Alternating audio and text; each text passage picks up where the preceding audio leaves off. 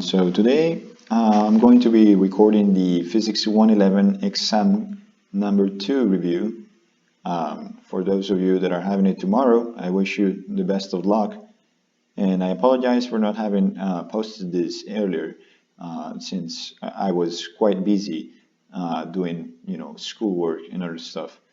And also, as you may notice, I'm not doing the video in person because I just misplaced my tripod, so I'm going to have to resort to this means. In the meantime, well, this is going to be my only way of making these videos. Okay, so for question 1, for version A, 2 blocks are on a horizontal frictionless table.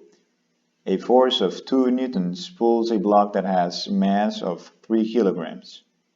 The block is connected to a second block, m equals 4 kilograms, by a wire. What is the tension in newtons in the wire? So this goes like this. We have block, 1, which is going to have a mass of 3 kilograms. And then, we have another block, block 2, which is 4 kilograms, right? And they tell us that this is connected by a string, right? So the first block is connected by the second block, and there's a force of 2 newtons that pulls a block that has this mass over here, 3 kilograms. So this over here is the force of force applied of 2 newtons. And so they're asking, what is the tension N in the wire? So they're asking for the tension of this wire over here. So in order to do this problem, we have to use Newton's second law. So we have to say that the sum of the forces is going to be equal to, if we choose the left in this case, in this diagram, to be equal to our positive direction. So our left is our positive direction and the right is the negative direction. That means that F is positive. So we're going to have F, we're going to do the sum of the forces for block 1. So let's do it for block, that has 3 kilograms. And if we do a free body diagram over here, we know that F goes in this direction and the tension force N goes in the other direction. So this is for the block of 3 kilograms. So that will be the sum of the forces for the first block will be equal to F minus N, and that's going to be equal to MA, right? So, and the sum of the forces, now we're going to do this for the second block. So let's do a free body diagram for the sum of the forces for the second block. The tension force goes in the left direction, and there's no other forces other than the normal force and gravitational force, which cancel out. So that's why I'm not putting them down, and that's just going to be N, which is equal to MA, right? M2A, and let's pull this M1A. Good. Now, what we have to find, is the tension force M. So what if we just add these two equations over here? If we add these two equations, as you can see, we're going to be getting rid of N. And so we will be able to find the acceleration.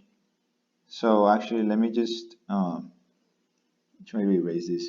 I haven't done this before on this OneNote thingy. Let me just kind of zoom out so I could have more space. There you go, I think that's better. So alright, so if we add these two equations, we're going to get something like this. We're going to get, I can't write on that side. That's unfortunate. So let me just do it over here on the bottom. So that's going to be F,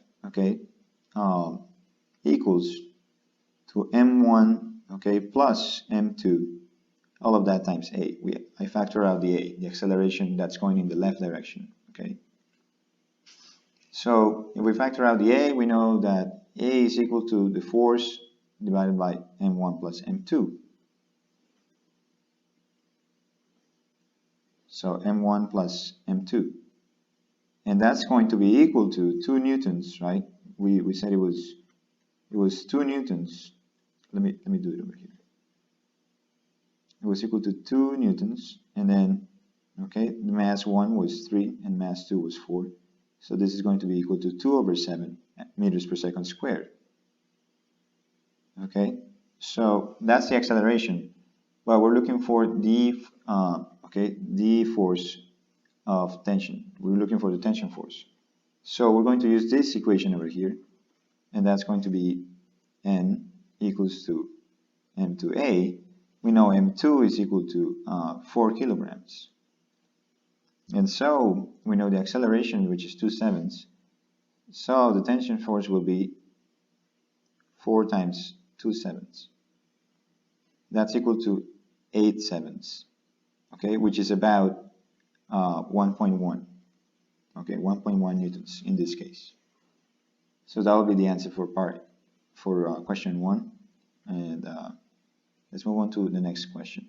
Question 2. A beam is tilted up by 0.02 meters at one end, and it is 1 meter long. So we have something like this. We have a beam that's 1 meter long, okay, and then it's tilted by 0.02 meters. Friction is insignificant. Mass of the glider is 1 kilogram. Okay, mass equals 1 kilogram. So what is the magnitude of the component of the net force in newtons acting on the glider along the beam? Now be careful with the wording, because they're asking for the magnitude of the component, okay, on the net force acting on the glider, okay, along the beam. So when they mean along the beam, they're actually talking about the normal force. So here, suppose you have the glider, right? So we have a normal force in this direction. So force normal. And then of course we have the force of gravity.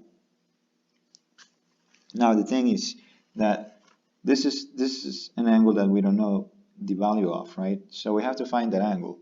And to find that, well, we have to say that tangent of the angle that we're looking for, theta, equals to opposite over adjacent. We don't really know adjacent. We don't really know the distance that's adjacent, but we do know the hypotenuse. So what we could do is, instead of tangent, we could do sine, right? So we could do sine. So sine of theta equals to 0.02 divided by 1. So that means that theta is sine inverse of 0.02. And theta, okay, is going to be about 1.15 degrees, okay? So that'll be theta, the approximate value of theta. And so what we're really looking for over here is this component over here. We're looking for the x component of this normal force. So we're actually forgetting about the y component, about the x component of the gravitational force over here. We're forgetting about this component.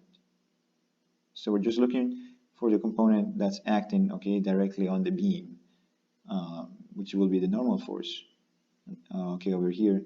So what we're going to do is we're going to say that the sum of the component of the net force in the x direction will be equal to, okay, so over here we know that according to the opposite angle theorem, okay, so if this is theta, this has to be 90 minus theta over here, so theta prime, and so this will be theta prime. And because this over here is 90 degrees, we know that this has to be theta. Okay, so we can say that the magnitude, okay, of the force, of the normal force, so the sum of the forces of the component of the net force will be equal to Fn, and then we have an opposite, so that'll be sine theta.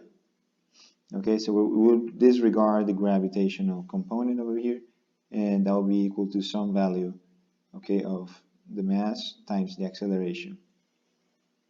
Now let's look for the sum of the forces in the y direction, which in this case will be Fn cosine theta, okay, minus the gravitational, okay, component in the y direction over here. So we're supposing that, okay, this is, the x direction is along the beam and the y direction is along the normal force direction, okay? So this will be Fn cosine theta minus, okay, if this is theta, then this has to be theta as well, okay, because they're opposite angles. So that will be, okay, F minus Fg cosine theta. Okay, Fg cosine theta. Okay, and that's equal to 0 in this case, okay, because it's not going to be moving in the y direction. So we can say that, okay, the normal force times cosine theta equals to force of gravity times cosine theta. All right. So now what we could do, since we're trying to find Fn sine theta, which is the component of the net force over here, okay, we first need to know what Fn is, right? So in order to do that, we'll have to, oh, actually, yeah, this is not supposed to, because gravity, okay, gravity in this case over here is pointing in the downward direction, and Fn cosine theta is actually equal to the magnitude of gravity. So it's not really cosine of theta. Yeah, so my apologies over here. This is supposed to be Fg alone. Okay, because we're looking at this over here. Okay, this is going to be the magnitude of the gravitational force, and so Fn cosine theta is right over here. Fn cosine theta is right over here. So if they are both equal to each other, there's no need of multiplying the gravitational force by cosine theta. So that means that, Fn equals to Fg over cosine theta.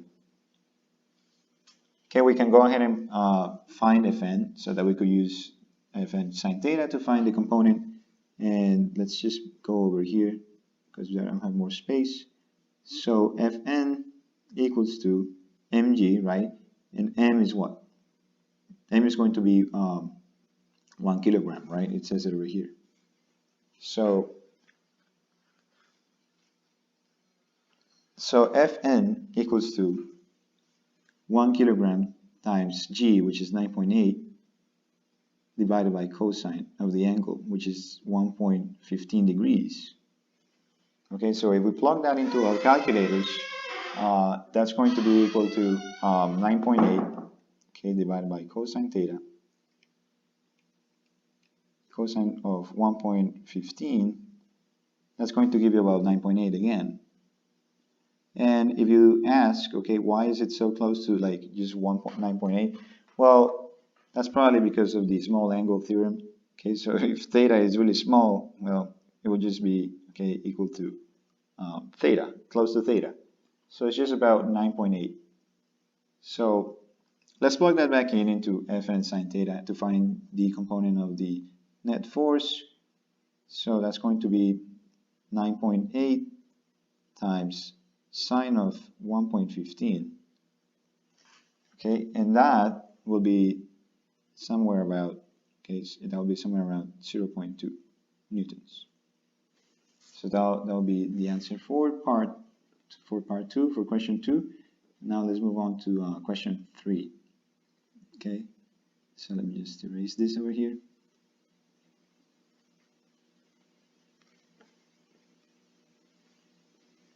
Okay, so for question 3, we have an elevator of mass 1,000 kilograms pulls down on one side of a cable that goes over a pulley that has no friction. So we have a situation that looks like this. We have a pulley, and then there's the elevator that weighs 1,000 kilograms, and then we have a little counterweight of 900 kilograms over here, and this is 1k kilograms, 1,000 kilograms. Okay, now the elevator starts to fall with no friction. What is the net force of the system in newtons? Take the elevator's direction of motion as positive. So basically this direction will be the positive direction. So we're going to do two free body diagrams, one for the elevator, okay, so one for the mass elevator, mass E, that's going to be mg, right, MEG, and then we're going to have a force of tension going upwards. For the second free body diagram, we have, okay, the mass of the weight. So the mass of the weight, we have mWg down, and then we have we're going to have tension upwards. All right, so now we can write our Newton's second law, and we're going to have something like this. So we have that the sum of the forces for the elevator is going to be equal to, okay, since down is the positive direction, then we're going to have MEG minus tension, and that's going to be equal to ME times A, and the sum of the forces for the second object, for the weight, it's going to be M times, okay, N times G, MWG. Oh, my apologies, in this case it's negative, right, because for this free body diagram specifically, up is the positive direction. For this one, down is the positive direction, okay, according to this definition over here. So this is negative of MWG plus tension, and that's equal to MW times acceleration. The net force of the system, okay, the net force of the system will be equal to the sum of these two equations. So that will be ME, okay, minus MW, all that multiplied by G, and that's equal to ME plus MW times the acceleration, right?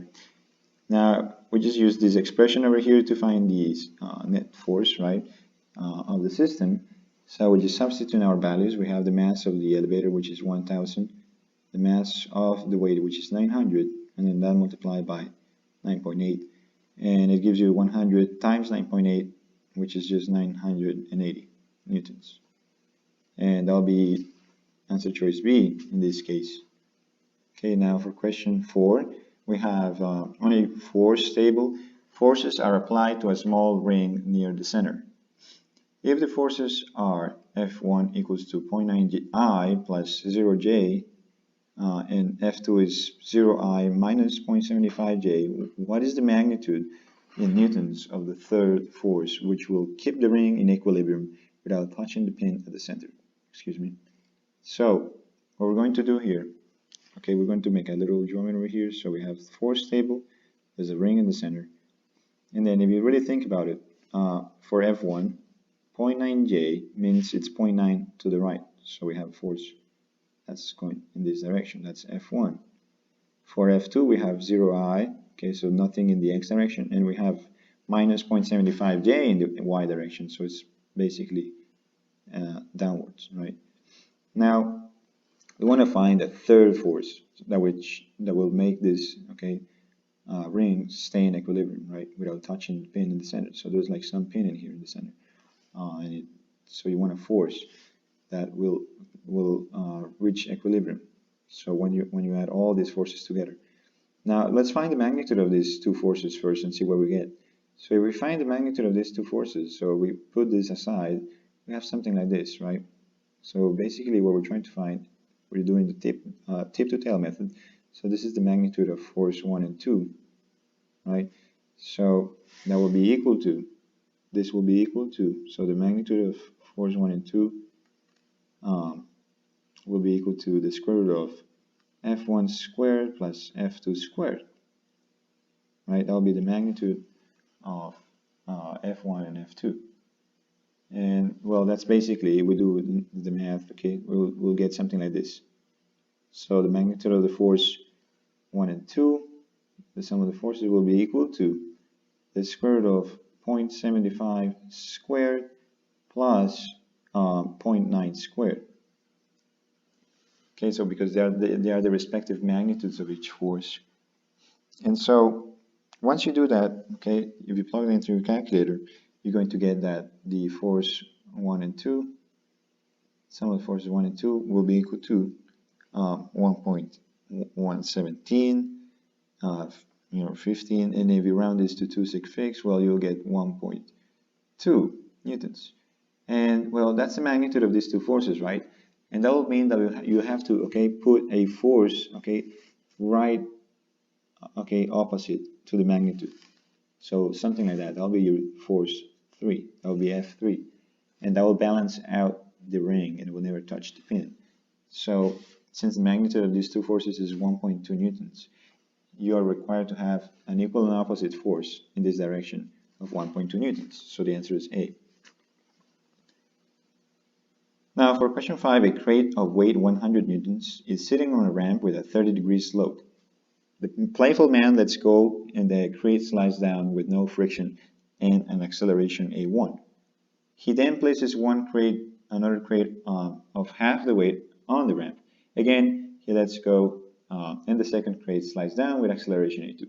What are the values of a1 and a2 in meters per second squared? Now this is a tricky question over here because, well, essentially all objects fall at the same rate regardless of their masses, right?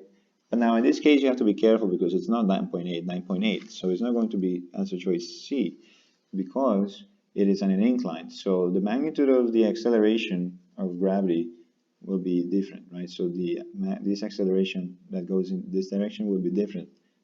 It will just be a component, okay, of the gravitational acceleration. So let's actually find the component. So if we really think about it, if we make a Freebody diagram over here, there is, okay, magnitude of gravity going down. So that's the gravitational force pointing downwards. But we want to find the component in this direction along the incline.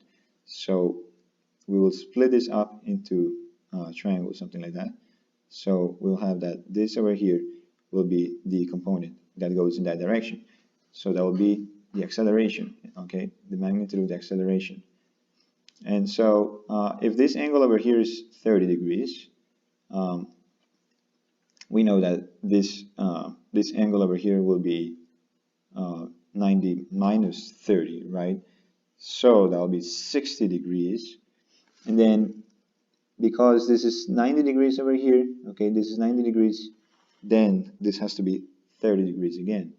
This over here has to be 30 degrees. So that will be theta, okay? That will be theta.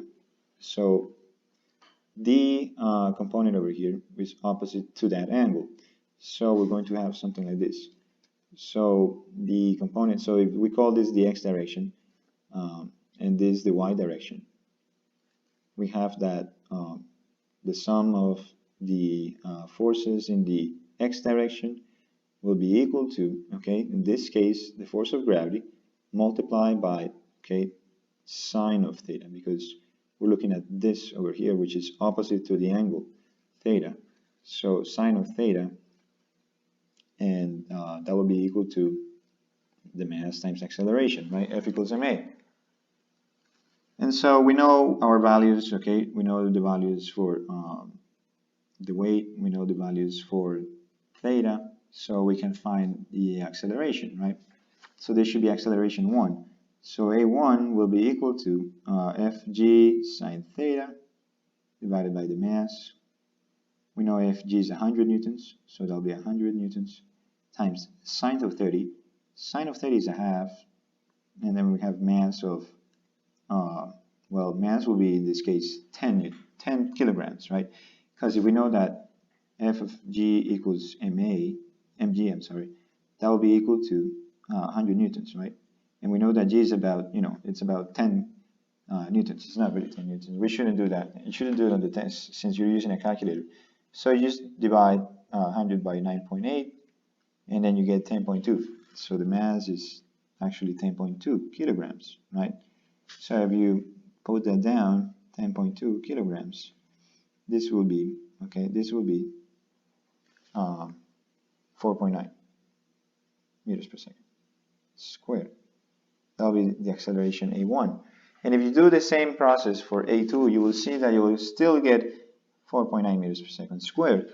And that's because, of course, you're changing the mass, and at the same time as you change the mass, well, you're changing the force of gravity. And because the force of gravity is mass times the acceleration of gravity, the masses will pretty much cancel out, right? So the masses cancel out, and that's the reason, right? That's the reason for why the acceleration is always the same for all objects, regardless of their masses when they're free falling, or when, you know, like if you have, in this case, two objects in the same incline with the same conditions, right? It will be the same acceleration. That was something that Galileo Galilei observed, you know, in the 1600s. All right, so now for question 6, the man lets go of a rope, okay, attached to a 100-Newton crate. It starts from rest and slides down a 30-degree slope with no friction. The crate's velocity increases to 9.8 meters per second at a time t. What is t in seconds? Okay, now, so right over here we know that it's going to accelerate, right, at the same, 4.9 meters per second squared. So we already know the acceleration. And we know that because it starts from rest, v0 is equal to 0, right? Now, the final velocity will be equal to 9.8 meters per second. And we want to find the time it takes for that crate to reach the velocity of, okay, to reach a velocity of 9.8 meters per second. So we use the simplest, you know, the kinematics equations. We use v equals v0 plus at. We solve for time. T equals to delta v over a, which is equal to, in this case, 9.8 meters per second over 4.9, and that's basically 2. Okay, 2 seconds. So that'll be D. Now for question 7. Two masses M1 is equal to 2 kilograms and M2 equals to 4 kilograms are attached by a string as shown. They start from rest and move with no friction until they reach a velocity of 6.5 meters per second. When do they reach that speed in seconds? So it's basically the same problem. We're trying to find t. We already know the masses, okay? We probably know the acceleration if we use Newton's second law. So let's use Newton's second law to find the acceleration. The sum of the forces, okay, will be equal to, now let's do, of course, the Freebody diagram first. So for this one over here, we have M1G, and we have a tension going upwards. For this one we have, okay, so this is frictionless, right? So no friction, so we only have tension in this direction. Okay, so tension.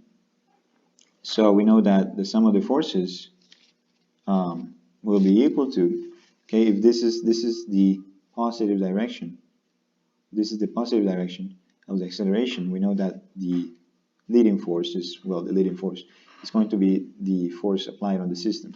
So that will be force M1G, okay, which will be equal to both masses, M2 plus M1, multiplied by the acceleration.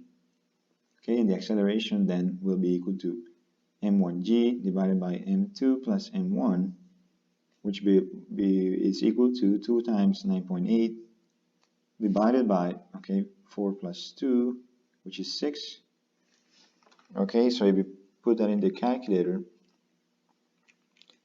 you will get 3.3, okay, meters per second squared.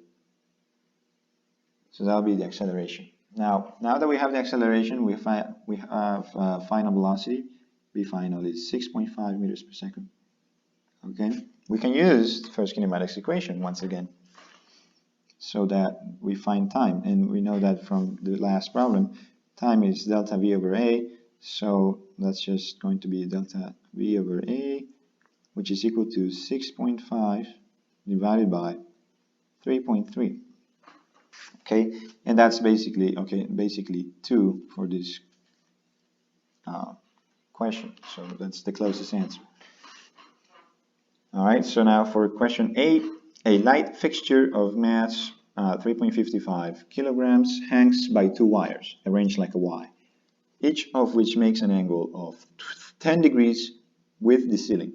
Okay, be careful, with the ceiling. So what is the tension in newtons in one of the wires? So we have something like this. We have 2 wires. They are both attached to the ceiling, and then they make an angle of 10 degrees with the ceiling, right? And what does it tell us? We know that the sum of all angles in a triangle is equal to 180 degrees, and we have a total of 20 degrees over here, right? 10 plus 10, 20. So 180 minus 20 is 160. And if we split this in two, so 160 over 2 will be 80, right? So we have 80 over here, and we have 80.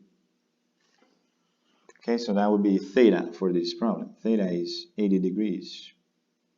And whatever is in here, okay, has a mass of 3.55 kilograms. All right. So now we can use Newton's second law. For this case, we have that the sum of the forces in the y direction will be equal to, okay, we know that there's a tension force over here in this side, and there's another tension force. They're both identical. So we could just express them as 2 times, okay, t, and then we're going to look for the y component, right? And in this case, since it's adjacent to the angle, it will be t cosine of theta is equal to ma equals to 0, because it's at rest, right? It's not moving. So that means that 2t cosine theta, okay, equals to, oh, but of course I'm missing something. I'm missing something important. I'm missing gravity, right? So because there's a gravitational force going down. So let me actually do the Freebody diagram. That's helpful. Fg goes down, and then we have both components of tension in the y direction going up. So that's 2t cosine theta, and then minus Fg equals to ma equals to 0, right? Because it's not moving. So 2t cosine theta equals to Fg. And we're trying to look for the tension force. So T equals to Fg over 2 cosine theta. And that's going to be equal to, okay, the force of gravity is going to be 3.55 times 9.8, all that divided by 2 cosine of 80 degrees. And you're going to get, okay, 100. So that'll be B. Excuse me. All right, so number 9. A light fixture is suspended from a wall in a ceiling by wires as shown. The tension T1 in the wire, okay, wire 1, so this wire, is 3.5 newtons. Tension, okay, tension T1 is 3.5 newtons. And what is the mass in kilograms, okay? So, I mean, right over here, what we could do is split this second tension T2 into components, right, with its respective x and y components. So let's find the x component so that we can use Newton's second law. And well, the good thing is that this object is at rest, so that it's going to be equal to 0, right? So let's do a Freebody diagram for this block. So we have tension going to the left, right? We have a tension T1, we have a tension in this direction. T2, we have force of gravity. And well, if we split this into components, right? If we split T2 into components, we're going to have something like this. We know that this angle over here is 30 degrees. Okay, so by the alternate interior angle theorem, we know that this is also 30 degrees. Okay, so that's convenient. So from that we can draw that the sum of the forces in the x direction will be equal to T2 cosine of theta minus T1, which is equal to 0 because it's at rest, right? And the sum of the forces in the y direction will be equal to T2 sine of theta, okay, minus f of g, which is equal to 0. Now, one thing we could do over here, if we're trying to find the mass, right? It's probably dividing both equations because we don't really know T2. So if we divide these two equations, well, first setting them, the T1 on the other side, okay, we bring T1 on the other side and Fg on the other side, and then we divide the equations, we can get rid of the T2s, right? So we're going to have something like this.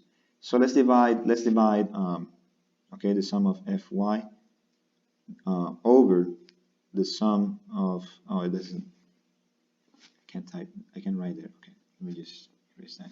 So let's do the sum of Fy over sum of Fx. That's going to be, okay, tangent of theta which is equal to Fg over T1. And Fg is just Ma mg, so that means that m is equal to, okay, tan theta times T1, all of that divided by G. Okay, so once you plug in your values, you're going to get 0.21 kilograms. Okay, so that's answer for question 9. Okay, question 10. A block sits on a horizontal surface with a coefficient of static friction of 0.2 between them. A horizontal force of 14 newtons is just able to move the block parallel to the surface. What is the mass in kilograms of the block? When it says that the horizontal force was just able to move the block, okay, that means that it has reached, okay, the maximum static friction force, right? So we know that the static friction force will be less than or equal to the coefficient of static friction multiplied by the normal force. So if we imagine what's happening, we have a horizontal plane, right? And there is like coefficient of friction µs equal to 0.2. So there is a force applied on the object in this direction of 14 newtons, and friction will act opposite to that force, so friction force will be in this direction. Okay, now because 14 newtons is the maximum friction force, right? Because that's the point when it starts moving. So we could just, okay, we could just find the mass based on that. So because we know that the sum of the forces equals to F minus F of F equals to ma, then we could find the force already, right? We know the friction force, that's µs times Fn, and we know Fn in this case, since there's no acceleration in the y direction because we have friction force going up and gravity going down, then the friction force is just mg. Okay, so we can already use this equation over here. We can use this equation to find the mass, since F, okay, is less than or equal to µs times mg. That means that m, okay, m will be greater than or equal to F of F divided by µs, and then multiplied by G. Okay, so we know that F of F will be equal to 14 newtons, right? That will be that'll be an equivalent statement over here. So we have that's 14 newtons divided by 0.2 multiplied by 9.8. So we have, if we plug that into a calculator, you're going to get 7.14. So 7.14 kilograms. And that will be answer A, answer choice A. Okay, so that'll be the maximum, the minimum mass required. Alright, so now for question 11, two masses are attached by a string. Okay, the mass M2 is 4 kilograms and the coefficient of friction is 0.5. What is the maximum mass M1 in kilograms that allows the system to stay at rest? Okay, so we need to find, a Freebody diagram over here. So let's make a Freebody diagram for M2. So Freebody diagram for M2 will be mg, M2g going down, and because we have friction in this direction, right? This is F of F, and then there's the tension force and normal force, Fn, going up. Now, for the Freebody diagram of M1, we have M1g going down and tension going up. Okay, and the pulley is frictionless, and we want this system to stay at rest. So we want to find the maximum mass. All right, in order to do that, we have to use Newton's second law. So Newton's second law says that the sum of the forces, and let's do it in the Let's do it for each free body diagram. So the sum of the forces for M2, okay, will be equal to in the x direction, right? Let's do everything in the x direction first. So that will be equal to the tension, okay, the tension minus friction force, which is equal to MA, which is equal to 0, right? Because we want this to be at rest. So T equals to the friction force, sum of the forces in the y direction, will be equal to, okay, F of N minus M2G, which is equal to 0. Okay, so this over here, this should be M2. There we go. Okay, M2A, but it doesn't really matter because that will be 0. So now we know that the friction force, okay, is less than or equal to mu s multiplied by the normal force, and we already know the normal force, right? So now let's do the let's do the sum of the forces for M1. So sum of the forces in the y direction for M1 will be equal to if we assume that this is the positive direction, right? This will be M1G minus tension, which is equal to 0. So M1G equals to tension. Okay, we got this, we got this over here. We got the tension is equal to the friction force. So what's left? Well, we know that tension is friction force and tension is M1G. So we just substitute that into this equation. So we have that the friction force, which is mu s Fn, okay, will be less than or equal to the tension, right? So the tension is M1G, and we're trying to maximize M1. Now because G is negative, we're going to switch the sign, so M1 is less than or equal to mu s Fn divided by G. Once you plug it into your calculator, okay, so you have M1 less than or equal to 0.5 multiplied by the normal force, and normal force for in this case M2, right? So it will be the mass M2, which is 4 times 9.8, okay, all of that divided by 9.8, right? 9.8 cancels out, and then we have 0.5 times 4 equals 2. That's B.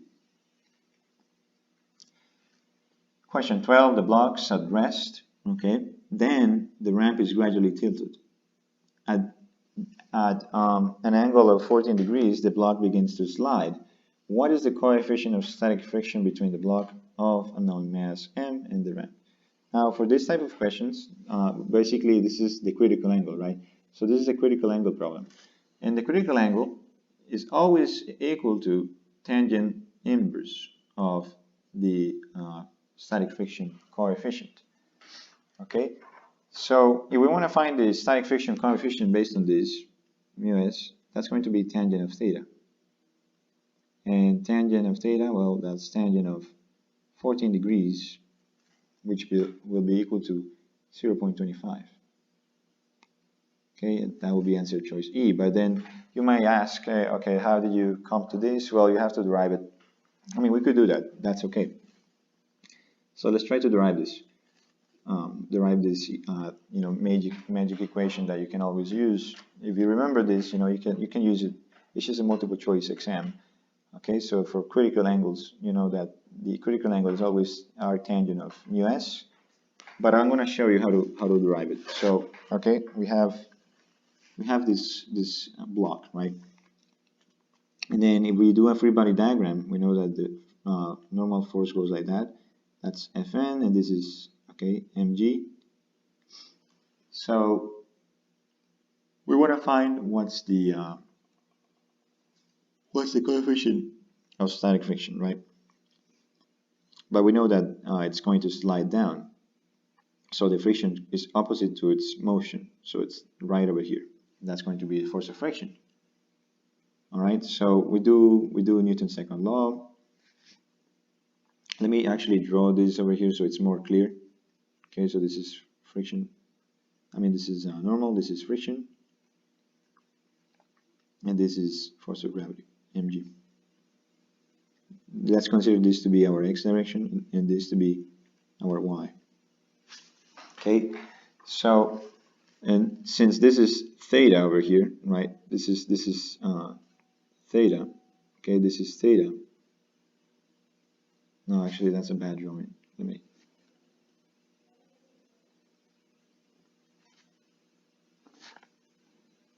Something like that. There you go. Since this is theta, this is 90 minus theta. So this is theta prime over here, which means that because this is 90 degrees, that will be theta again. Okay, so we find that that's theta, and that's convenient because we can find the components of the gravitational force. So we can use Newton's second law, sum of the forces. Let's do it in the y direction first. So sum of the forces in the y direction will be equal to the normal force Fn minus mg times, okay, in this case it's adjacent, right? This over here is adjacent, so that will be mg cosine of theta. That's equal to 0, right? So that means that Fn equals mg cos theta. And the sum of the forces in the x direction will be equal to, okay, the if we say that the acceleration is going in this direction, so that's our positive direction. So the left is positive. That means that that's equal to mg times sine theta, right? That'll be the x component of the force of gravity minus the force of friction. That's equal to 0. Well, no, that's not equal to 0 in this case because it's going to start sliding down. So there's motion. So that's going to be ma, okay? Now, we just have to calculate the friction coefficient. So what we could do, excuse me, I'm just a little tired. All right. So what we could do here is simply substitute, okay, the friction force by, okay, its corresponding expression. So that will be, mu s times f of n, and we know f of n already, so that's good. It's mg cosine theta. So look at this. If we solve, if we do everything, we're gonna have something like this. We have mg sine theta minus mu s, right, times fn equals to ma. All right. Now we're going to solve for mu s, right? So we're going to solve for mu s. But I think the best way to that we could have done this is but actually let me think about this, because I put that the sum of the forces in the x direction is equal to mg sine theta minus the friction force, right? And that's actually, it's true, of course. There's force of gravity pointed in this direction, right? The x component. There's the friction force in the opposite direction. But that doesn't necessarily mean that it's going to be in motion at that instant, right? At that instant when they are equal to each other, it's not necessarily moving. So we cannot really say it's equal to mass times acceleration, right? So it's going to be at rest, instantaneously at rest at that point. And then afterwards, once it starts sliding down, well, that friction will become static. Will be kinetic friction, right? So we're only considering static friction right now. So that means that there's no motion. So that's 0. Okay, that's 0. So that means that mg, okay, let's write it over here. Mg sine theta will be equal to mu s times fn. And we already have fn. We have that fn equals to mg cosine theta. And look at that. What if we divide these equations? We get, okay, we cancel this out. We have sine over cosine is tangent theta. And we cancel out fn's is equal to mu s. So that's how you find, okay, that's how you find the coefficient of friction. So if you just memorize this equation, you don't have to go over all this derivation, right? Just memorize it. Okay, the critical angle is always arctangent of the coefficient of friction. Now for question 13, a woman pulls a block along a horizontal surface at a constant speed of with a 15 Newton force acting 20 degrees above the horizontal. Okay, she does 85 joules of work. So we have something like this. This is 20 degrees. This is the force that she applies. That's equal to 15 newtons. And the work done is 85 joules. Okay, how many meters does the block move? Well, we know the definition of work is equal to F dot D. Okay, F, force times distance, right? Force dotted with distance, which is just force times D cosine of theta, right? And we know work, we know the force, we know the angle, so we find D. So D is equal to work divided by F cosine theta, which is just 85 divided by 15 times cosine of 20, and that's going to be about 6. Okay, that'll be 6. That'll be C. A person does 200 joules work lifting an object from the bottom of a well at a constant speed of 2 meters per second in a time of 5.1 seconds. Okay, so this just shows that there was some work done to move it up. Okay, so what's the object's mass? So we would like to do, we would like to use the work theorem. So the work definition, which is F d cosine theta. Okay, now theta in this case is 0, so this is just going to be Fd. Cosine of 0 is 1. Okay, now we're going to have to use F equals ma because we're looking for the mass, right? So we can say that work is equal to ma cosine theta. And the acceleration in this case is gravity, g. So work equals mg cosine theta. All right, but now we need to know what and all of course this is multiplied by d. Okay, we need to know what d is, right? We need to know what that distance is, and we have to use kinematics equations in order to find the distance, right? Because we know that it is moving at a constant speed of 2 meters per second, and it takes 5.1 seconds. So we can find the distance, right? We know that distance y will be equal to the velocity in the y direction times time. And since it's just a constant speed, there's no acceleration, so we don't have to put the other term. That's going to be 2 times 5.1. That'll be the distance. That'll be 10.2 meters. Okay, so if we solve for mass is equal to work divided by gd cosine theta. And that's just equal to 200 divided by 9.8 times 10.2, and then times cosine of the angle. Cosine of theta in this case, okay, it's just 1 because it's cosine 0. Okay, so that will give you about 2 kilograms. That will be answer choice B. For 15, a woman throws a 2 kilogram ball from the origin to a point at 20 I hat plus 3 j hat plus hk hat meters, where k is the upward unit vector. So that means that's the only unit vector we're worrying about, because we don't care about what happens in the x or y direction, because we just care about the height. Okay, with respect to the center of the earth, okay, we want to be we want to be parallel to it, right? Because the work done only cares about what's parallel, right? The projection. So we only care about Fd cosine theta. Now, the work done by the gravitational force is, well, negative 290 joules. So what is the height h? Okay, so we just know that work is equal to Fd cosine theta. We know that theta will be 0 in this case if we just look at this dimension over here, right? The upward dimension, the upward unit vector is going to tell us the height. So work is equal to, the force in this case is gravity, so that will be mg, and then we're going to have the distance h, right?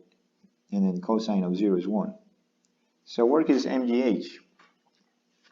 So h is work over mg, which is just going to be negative 290 divided by 2 times negative 9.8. and that's about 15. Okay, 15 meters. That's answer choice B. For question 16, suddenly the driver of a fast car traveling 50 meters per second sees a deer and slams on the brakes. The car travels for 10 seconds before it stops. What is the coefficient of kinetic friction between the tires and the road? All right, this is my favorite problem because finally we do some calculus. So we can use Newton's second law. So we can say that the sum of the forces, okay, will be equal to the negative of the force of friction, which will be equal to the mass times acceleration. And why do we say the negative of the force of friction? Well, if we think about it, so we have the road, right? And then the car is traveling 50 meters per second, right, in this direction. And so there's an animal, okay, there's a deer somewhere in there, and then the car stops, right? Well, it doesn't instantaneously stop, but it slams the brakes.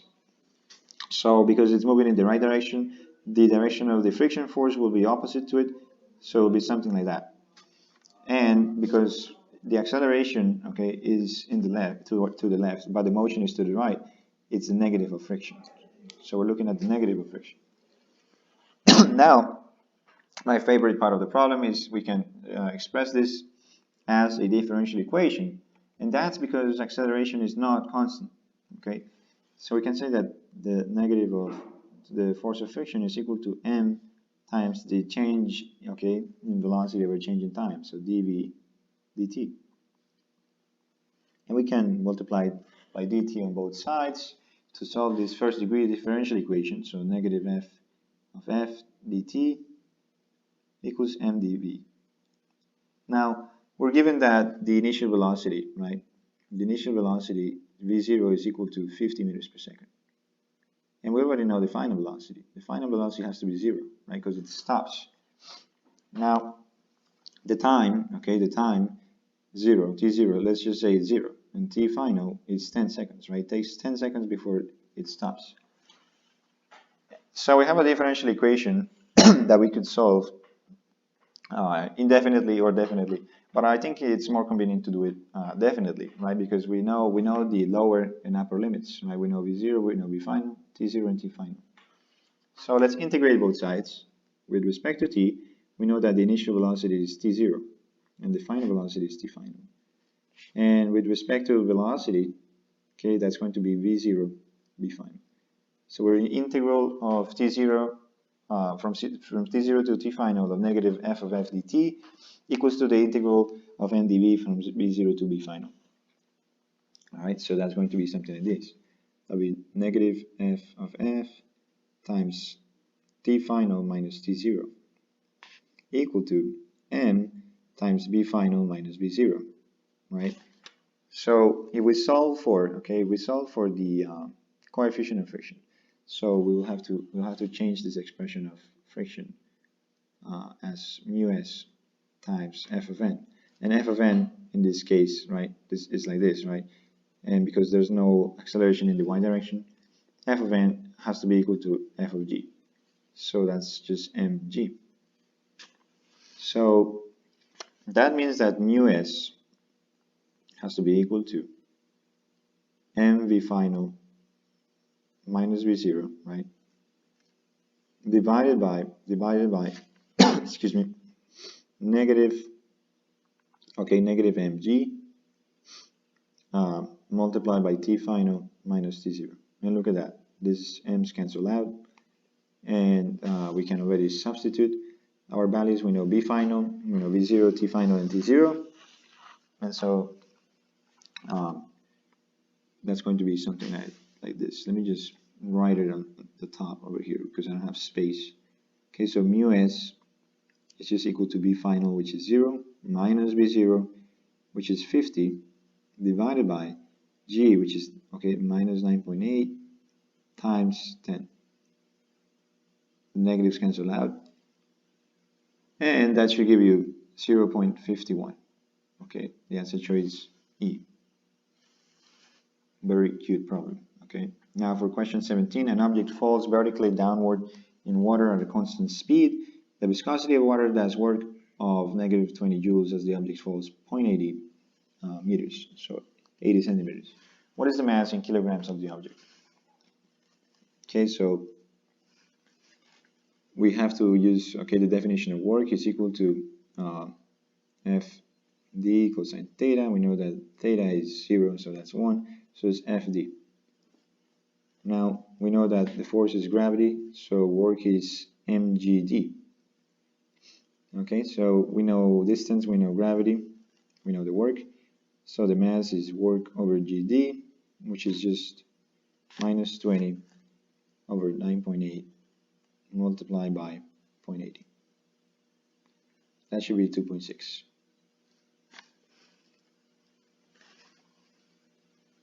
For 18, a constant force 2I minus 15J plus 2K newtons acts on a particle as it moves from the origin to a point 4I plus 3J plus 5K meters. How much work in joules does the force do during this displacement? Now, force, of course, is going to be, work, the work done, the definition of the work done, right? So work, so the work done is equal to F dot D, right? And F dot D, okay, is just the dot product of the force and the distance, okay, the displacement vector. So, right, we have force and distance, so we can dot those things together. So that will be 2, okay, times 4 I hat squared. I hat times I hat is just 1, right? And then we have plus 3 times negative 15 j hat, okay, times j hat, which is 1. And then we have plus 10 k hat times k hat. That cancels out, so we have 8 minus 45 plus 10, and that's going to be negative 27. Okay, negative 27 joules. This should be in joules. That's answer choice B. Now, question 19. A constant force, okay, emphasized, acts on an object and increases its kinetic energy by 24 joules. The object moves from, okay, 7I minus 8J plus 4K meters to 11I minus 5J plus 4K meters. The net force acting on the object is equal to Fxi plus 4J plus 5K newtons. What is Fx in newtons? Well, first we need to find the magnitude of the distance, right? So we have to subtract the final minus the initial distance. So d is going to be equal to 11 minus 7, right? I plus negative 5 plus 8j, and then plus 4 minus 4 k hat, right? So d is equal to, okay, 4I hat plus 3 j hat, and then that's 0, k hat. So now we can find the dot product. So work is equal to the dot product of F and D. So that's going to be equal to Fx times 4, and then plus 3 times 4 plus 5 times 0, which is 0. So we're going to have that the work done, which is 24 joules, equals to 4Fx plus 12. And so Fx equals to 3. That's D, okay? For question 20, as shown in the figure, a block is pushed up against the vertical wall by a force of 20 newtons, right? So let's do a Freebody diagram, something like that. It's 20 newtons. The force is at an angle of 40 degrees from a horizontal. The coefficient of static friction, μs, between the block and the wall is 0.5. Find the maximum mass in kilograms that the force can prevent from sliding down. Right, so we can split this up into two components. So this is going to be the force applied, and we can find the rest of the forces. Over here we have mg, and we also have a normal force over here, Fn, and we have a force of friction in the same direction. Okay, so the sum of the forces in the y direction will be equal to F times sine of theta minus mg minus f of f equals to 0 because it's at rest, right? We're going to find the maximum mass.